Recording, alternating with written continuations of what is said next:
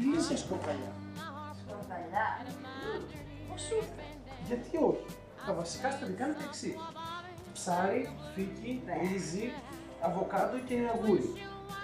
Το φύκι πρώτα απ' όλα έχει στη θάλασσα, απλά. Από εκεί πέρα έχει ψάρι. Με το ψάρι πάει. Περίμενε, πας σαν ταβέρνα. Και φτάς σούφι. Δεν δέας καθόλου. Δεν σου είπα να πας σαν ταβέρνα και να το ζήσεις. Όμως θα έχεις το σπίτι σου.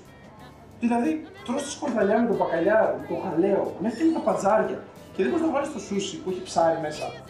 Παιδιά, με το σούσι και το μπακαλιάρο, πάμε να φύγουμε, βαρέθηκα. Ναι ρε, κι εγώ. Ρε μαλάκα πληρώνει, θέλω να φράγω. Φίλε, βάλει και τα δικά μας. Αυτά είναι τα λεφτά μας. Μισό λεπτό.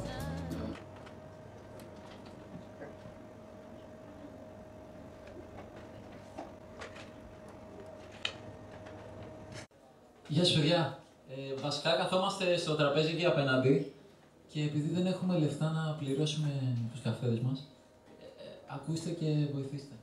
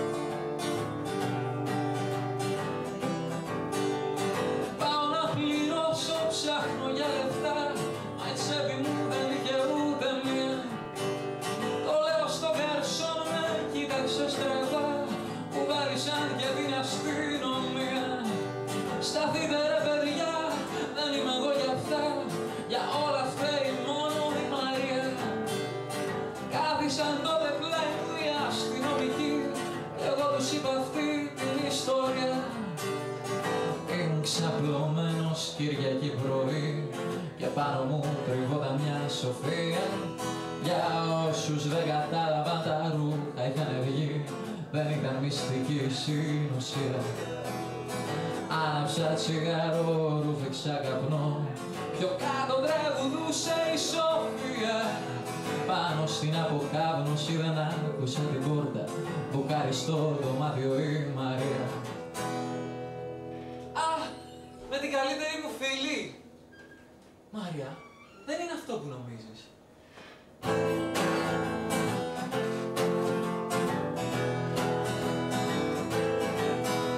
Η Σόφη μαζευόταν, εγώ είχα σαστήσει.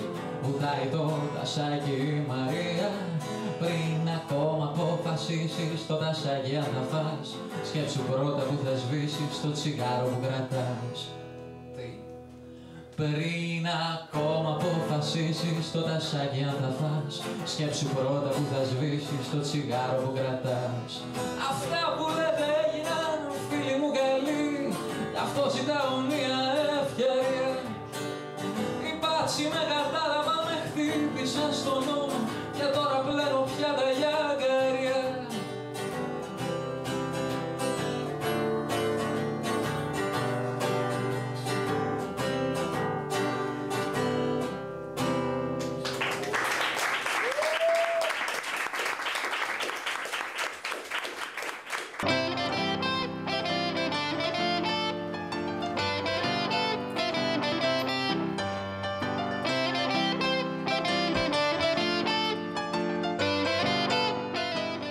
Μπύρα.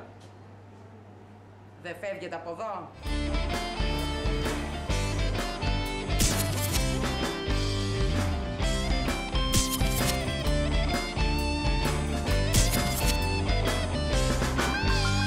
Ξύπνησα μια μέρα, πήγα για καφέ, μ' είχε παρατήσει κι η Μαρία. Βαριόμουνα πολύ, δεν είχε και ταξί, με πάτησε και μια χωρί.